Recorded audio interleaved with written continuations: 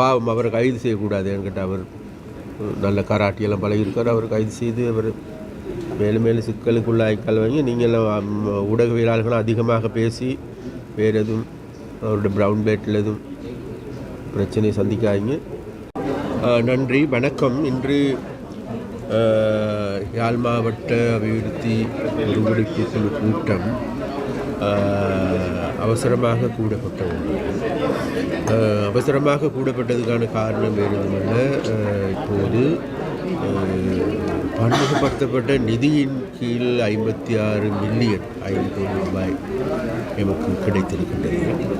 அப்போ அந்த அபிவிருத்தி வேலைகள் சம்பந்தமாக பேசிக்கொள்வதற்கே அல்லது அது சம்பந்தமாக கலந்துரையாடுவதற்கே இன்று இந்த கூட்டம் இடம்பெற்றது. அந்த கூட்டத்தின் போது உண்மையிலேயே இப்போ இங்கே இருக்கின்ற எல்லா பாராளுமன்ற உறுப்பினர்களுக்கும் 9 மில்லியன் அடிப்படையில் பெற்றுக் கொடுப்பதற்கு தீர்மானிக்கப்பட்டது. அதே போன்று இன்று அபிவிருத்தி குழுவின் மூலமாக முன்னெடுக்கப்பட்டு இருக்கின்ற பல்வேறு வேலை திட்டங்கள் இருக்கின்றது. கிராம மட்டத்திலான வேலை திட்டங்கள் இருக்கின்றது, பிரதேச மட்டத்திலான வேலை திட்டங்கள் இருக்கின்றது. அந்த பிரதேச மட்டத்திலான அதுகளுக்கு போதுமான அளவு நிதி ஒதுக்கீடு செய்யப்பட்டிருக்கின்றது. அந்த நிதிகள் சம்பந்தமாகவும் பாராளுமன்ற உறுப்பினர்களோடு கலந்துரையாடுவதற்கே இந்த கூட்டம் இடம்பெற்றது. அப்போ அந்த வகையில் அது அனைத்தும் மிகவும் சுமூகமாக பேசி தீர்க்கப்பட்டிருக்கின்றது என்பதை இந்த இடத்தில் நான் குறிப்பிட்டாக வேண்டும். அதே போன்று ஒவ்வொரு பிரதேச செயலாளர் பிரிவுக்கும் 3 மாதிரி கிராமங்களை உருவாக்குவதற்கான ஒரு வேலை திட்டம் முன்மொழியப்பட்டிருக்கிறது. அந்த வேலை திட்டத்திற்கு அமைவாக யாழ் மாவட்டத்தில் இருக்கின்ற அனைத்து பிரதேச செயலாளர் பிரிவுகளிலும் இருக்கின்ற 3 கிராமங்களை தெரிவு செய்து அவைகளை மாதிரி கிராமங்களாக, பூர்ணமான கிராமங்களாக மாற்றுகின்ற நடவடிக்கை முன்னெடுக்கப்பட இருக்கிறது. அதற்கான அனுமதி இந்த ஒருங்கிணைப்பு குழு பெற்றுக் கொடுத்திருக்கின்றது. அதே போன்று இன்று காலை எனக்கு வந்த ஒரு கோரிக்கையின் அடிப்படையில் யாழ் மாவட்டத்திற்கு 500 மில்லியன் ரூபாய் ஒதுக்கீடு ஒன்று கிடைத்திருக்கின்றது. எனக்கு அந்த 500 மில்லியன் ரூபாய் ஒதுக்கீடுகளையும் ஏதாவது ஒரு பொது வேலைக்கு ஒரே திட்டத்திற்கு, அது கட்டிடமா அல்லது வீதி புனரமைப்பா என்பதை இந்த ஒருங்கிணைப்பு குழு மூலமாக தீர்மானிக்கப்பட வேண்டும் என்ற முடிவெடுத்திருந்தோம். அதன் போது இவ்விடத்தில் பல முன்வரிசைகள் எங்களுக்கு கிடைத்திருக்கின்றது. அதில் ஒன்று, யாழ் மாவட்ட வைத்தியசாலைக்கு மகப்பேற்று விடுதி ஒன்றை அமைக்க வேண்டும். அது மிகவும் முக்கியமானதாகவும் கருதப்படுகின்றது. அந்த முன்மொழிவும் எங்களுக்கு கிடைத்திருக்கின்றது. அதே போன்று இன்னொரு விடயமாக, அதாவது இந்த பிரதேசத்தில் யாழ் மாவட்டத்தில் காணப்படுகின்ற பிரதானமான குறைபாடாக காண்கின்ற மலக்கழிவகற்றல் சம்பந்தமான யோசனை முன்மொழிக்கப்பட்டிருக்கிறது. அதுவும் முக்கியமான விடயமாகவே நாங்கள் பார்க்கின்றோம். அதே போன்று இன்னும் முக்கியமான வீதிகள் புனரமைக்கப்பட இருக்கின்றது. அதே நேரத்தில் மேலும் கிராமங்களுக்கு கூடுதலான உதவிகளை பெற்றுக் கொடுக்க வேண்டியிருக்கின்றது. அவ்வாறான வேலை திட்டங்களையும் முன்னெடுப்பதற்கு நாங்கள் தீர்மானித்திருக்கின்றோம். அந்த இன்றைக்கு இந்த விஷயங்கள் தொடர்பாக முன்வைக்கப்பட்ட அனைத்து விடயங்களுக்கும், அனைத்து யோசனைகளுக்கும் இது அனுமதி வழங்கியிருக்கின்றது. அதே போன்று யாழ் மக்களுக்கு இன்னும் ஒரு விடயத்தை சொல்லிக்கொள்ள வேண்டும். இது மாத்திரமல்ல, இது பன்முகப்படுத்தப்பட்ட நிதி மாத்திரமே. எல்லா அமைச்சுக்களிலிருந்தும் நேரடியான நிதி ஒதுக்கீடுகள் இருக்கின்றது. அந்த வகையில் நாங்கள் பொதுவாக சொல்லுகின்றது போன்று கூடுதலான கவனம் கிராமங்களுக்கு கூடுதலான நிதி பாய்ச்சல் செய்ய வேண்டும் என்பதில் மாற்று கருத்து இல்லை. அந்த வகையில் எதிர்வரும் காலங்களில் பாரிய அபிவிருத்தி வேலைகளை முன்னெடுப்பதற்கு நாங்கள் தீர்மானித்திருக்கின்றோம். அந்த வேலை திட்டங்களை முன்னெடுப்பதற்கு எங்களுடைய மாவட்ட அபிவிருத்தி குழு மிகவும் ஒத்துழைப்பாக இருக்கின்றது என்பது இந்த இடத்தில் நாங்கள் கூறிக்கொள்ள விரும்புகிறோம். நன்றி. இப்போது காற்றாலை திட்டத்திலிருந்து அதானி இல்லை, அதானிக்கு வழங்கப்பட்ட திட்டத்தில் மாற்றுத் திட்டங்களோ அல்லது அதற்குரிய வேறு யாருக்கும் பெற்றுக் கொடுப்பதோ அல்ல. உண்மையிலேயே யாருக்கும் பெற்றுக் கொடுப்பது அல்ல. இதில் இருக்கின்ற பிரச்சனை அதானிக்கு பெற்றுக் கொடுத்ததன் மூலமாக அது எமது நாட்டுக்கும் மக்களுக்கும் மின்சார சபைக்கும் அல்லது மின்சாரத்தை பெற்றுக் கொடுக்கின்ற மின் பயன்பாட்டாளர்களுக்கும் நன்மை ஏற்பட்டதா என்கின்ற பிரச்சனை தான் இந்த இடத்தில் இருக்கின்றது.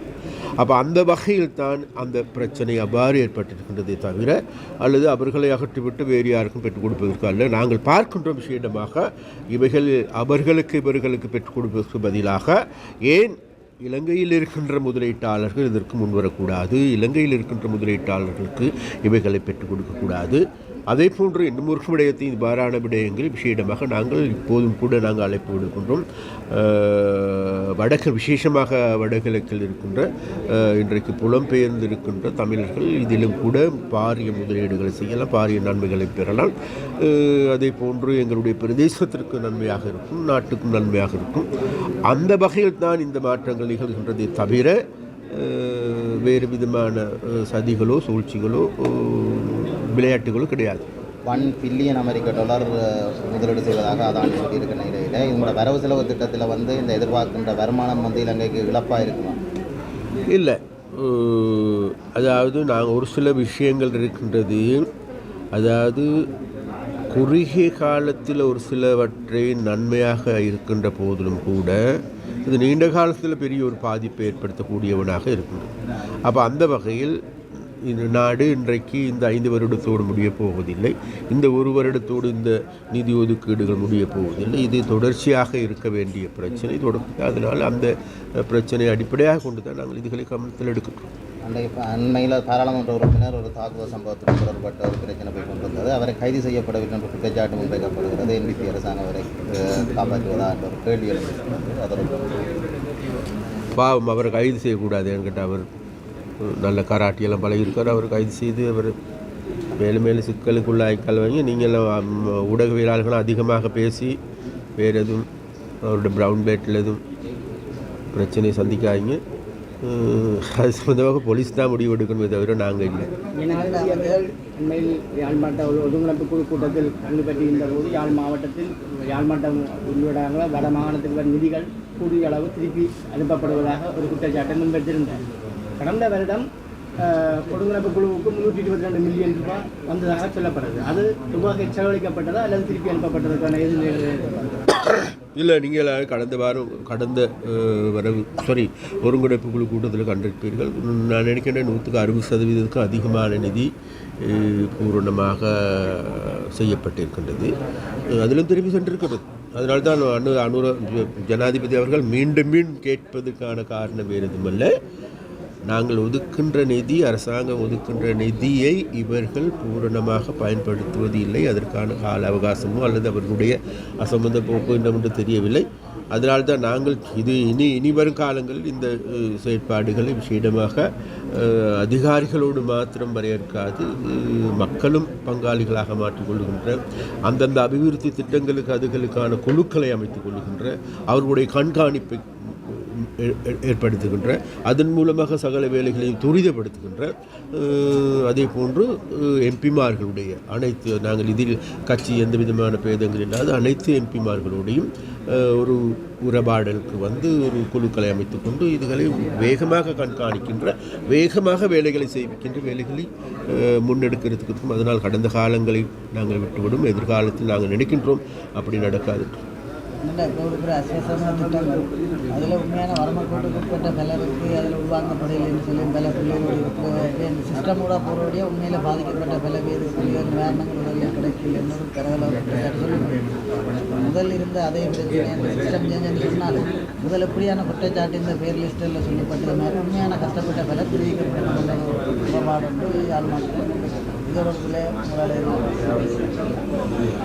உண்மையிலேயே நீங்கள் சொல்வதில் உண்மையும் இருக்கின்றது. அதனால் நாங்கள் இது சம்பந்தமாக எங்களுடைய பக்கத்திலிருந்து நாங்கள் பார்க்கின்றோம். இது சம்பந்தமாக உண்மையிலே இந்த அபிவிருத்தி குழு கூட்டங்களை நடாத்துகின்ற பொழுது அதில் விஷயமாக இந்த அதிகாரிகளுடைய கருத்துக்களை நாங்கள் எடுத்து பார்க்கின்ற பொழுது அதிகாரிகளால் முன்வைக்கப்படுகின்ற முன்மொழிவுகளை எடுத்து பார்க்கின்ற பொழுது உண்மையிலே இது சாதகமாக பாதகமான நிலைமையாக இருக்கின்றதா என்பது எங்களுக்கு நன்றாக தெரிகின்றது.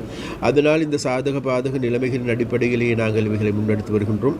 அதனால் நிச்சயமாக நாங்கள் பார்க்கின்றோம் இந்த வரவு செலவுத்திட்ட முடிவோடு விசேடமாக இவ்வாறு இருக்கின்ற முரண்பாடுகளை தீர்த்து கொண்டு உண்மையிலே மக்களுக்கு சேவை செய்கின்ற அதிகாரிகளே எங்களுக்கு தேவையே தவிர நிறுவனங்களே எமக்கு தேவை தவிர அதில் இருக்கின்ற ஆளுமை கொண்டவர்களே தேவை தவிர மக்களுக்கு சேவை செய்யாதவர்களை வைத்துக்கொண்டு இனியும் என்கிட்ட இது மக்கள் கொடுத்திருக்கின்ற ஆணை, எங்களுக்கு மக்கள் வழங்கியிருக்கின்ற ஆணையை இந்த அதிகாரிகளுக்கும் புரிய வைக்க வேண்டிய தேவை இருக்கின்றது. அதை நாங்கள் படிப்படியாக செய்து வருகின்றோம். எதிர்காலத்தில் புரியாதவர்களுக்கு புரிகின்ற பாஷையில் பேச வேண்டி வந்தாலும் வரும். பிரதமருடைய வருகை தொடர்பில் பிரதமர் யாழ்ப்பாணம் வருகின்றார். நாளைக்கு காலையில் இங்கே இருக்கின்ற கோப்பாய் ஆசிரியர் கலாசாலைக்கு கல்லூரிக்கு செல்கின்றார்கள். காலையில் இந்து காலேஜுக்கு வருகின்றார், இந்து கல்லூரிக்கு வருகின்றார். அப்படி பல்வேறு வேலைகள் இருக்கின்றது. அதே போன்று மாலை 2 மணிக்கு வட்டுக்கோட்டையில் ஒரு கூட்டமும் 2 மணிக்கு ஏலாலையில் ஒரு கூட்டமும் பிறகு 6 மணிக்கு மானிப்பாயில் ஒரு பொதுக்கூட்டமும் இருக்கின்றது. அந்த கூட்டங்களில் கலந்து கொள்வதற்கு அதே போன்று நாட்டில் இருக்கின்ற நிலைமைகள் விளங்கப்படுத்துவதற்கும் இவைகள் தொடர்பாக எங்களுடைய தலைவர்கள் வந்து கொண்டிருக்கின்றார். 2 மணிக்கு பிறகு நடக்கிறது அரசியல் சார்ந்த கூட்டம். இல்லை, அதிகாரிகள் அழைக்கப்படுகின்ற அதிகாரிகளோடு தான் காலையில் இருந்து 2 மணி வரைக்கும் அதிகாரிகளுடான உத்தியோகபூர்வமான கூட்டம். அதற்கு பிறகு எங்களுடைய தேசிய மக்கள் சக்தியின் ஒரு கூட்டம். கையீட்டு விவகாரத்தை எப்போது அரசாங்கம் முடிவுக்கு கொண்டு வரப்போகிறோம்? கையீட்டு விவகாரம் கூடிய சீக்கிரத்தில் முடிவு கொண்டு வரக்கூடிய விடயம். நிச்சயமாக நாங்கள் பார்க்கின்றோம் இந்த பிரச்சனை இவ்வாறு புறையோடி செல்வதற்கு இடமளிக்க முடியாது. இது எதிர்காலத்தில் பாரிய விளைவுகளையும் ஏற்படுத்தக்கூடியவனாக இருக்கின்றது. இனவாதம் மதவாதம் மேலும் தலைத்தூங்குமாக இருந்தால் இந்த நாடு நாசமடையுமே தவிர வேறு எதுவுமே ஏற்பட போவதில்லை. ஒரு புறத்தில் இனவாத அடிப்படையில் இவ்வாறான பிரச்சனைகள் உக்குரமடைகின்ற பொழுது மறுபுறம் அதன் கீழ் அதே பிரச்சனையை பயன்படுத்தி சூடேறுவதை எங்களால் காணக்கூடியதாக இருக்கின்றது. அதனால் இப்பொழுது மீண்டும் உறக்கத்தில் இருந்த இனவாத மதவாதிகள் மீண்டும் தலை தூக்கியிருப்பதை காணக்கூடியதாக இருக்கிறது. அதனால் எங்களுடைய அரசாங்கம் என்ற வகையில் நிச்சயமாக இந்த பிரச்சனையை மீண்டும் ஒரு அழிவை நோக்கி செல்லுகின்ற முரண்பாடுகளை நோக்கி செல்லுகின்ற தமிழ் சிங்கள மக்கள் மத்தியில் வருகின்ற உறவுகளுக்கு பங்கம் ஏற்படுத்துகின்ற பாதிப்புகளை ஏற்படுத்துகின்ற நிலைமைகளில் இருந்து மக்களை மீட்டெடுக்க வேண்டிய மக்களை புரிதலுக்கு கொண்டு வர வேண்டிய தேவை இருக்கின்றது. அந்த அடிப்படையில் எதிர்வரும் நாட்களில் இதில் பாதிக்கப்பட்ட மக்களோடும் அதே நேரத்தில் அந்த பிரதேசத்தில் இருக்கின்ற இதற்குரியவர்கள், அங்கே இருக்கின்ற மத தலைவர்கள், சிவில் அமைப்புகள் அனைவரோடும் பேசி உண்மையிலேயே இதற்கான நல்லதொரு குழுவையும் அமைத்து கொண்டு இதற்கு சாத்தியமான தீர்வு என்ன என்பது தொடர்பாக கலந்துரையாடுவதற்கும் அவைகளை பெற்றுக் கொடுப்பதற்கும் ஆன வேலைகளை முன்னெடுப்பதற்கு நாங்கள் தீர்மானிக்கிறோம். அதிபர்களுடன் கதைத்து ஒரு இணக்கப்பாட்டுக்கு வரலான்னு சொல்லியிருக்கிறேன். அப்போ மக்கள் கோருகிறார்கள் தங்களது முதற்கட்டமாக வேணும் கொடுத்த விகாரைக்கு சிறிதளவான நிலப்பரப்பை விட்டு வைத்துக்கொண்டு விடுவிக்க சொல்லி கோருகிறோம் தானே. அவ்வாறான ஒரு சூழ்நிலை நிச்சயமாக என்கிட்ட இதில் ஒரு உண்மை இருக்கின்றது. விகாராதிபதி கூட சொல்லுகின்றார்கள், தான் விகாரைக்கு உரிய காணியை மட்டும் தாருங்கள், மற்ற காணியெல்லாம் நான் விடுவிக்கிறதுக்கு தயாராக இருக்கின்றேன். அப்போ அதனால் அவரோடு இது சம்பந்தமாக பேசி அதே நேரத்தில் அந்த காணி உரிமையாளர்களுடன் பேசி இதற்கான ஒரு சுமூகமான தீர்வு தான் இப்பொழுது யாழ் மக்கள் எதிர்பார்க்கின்றதே தவிர இது முரண்பாடாக ஏற்படுத்தி மீண்டும் ஒரு மூட்படைகின்ற பிரச்சனையாக மாறக்கூடாது என்பது யாழ் மக்களுடைய விருப்பம். அப்போ அந்த மக்களுடைய அபிலாசைகளை பூர்த்தி செய்கின்ற வேலைகளையே நாங்கள் முன்னெடுக்கிறது.